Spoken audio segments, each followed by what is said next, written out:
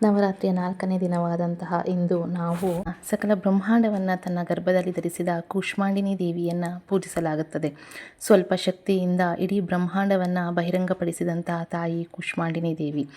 8 ಕೈಗಳಿದ್ದು ಕಮಂಡಲ, ಬಾಣ, ಕಮಲ, ಅಮೃತ ಕಲಶ, ಗದಾ, ಚಕ್ರ, ಜಪಮಾಲೆಯನ್ನು ಹಿಡಿದಿರುತ್ತಾಳೆ.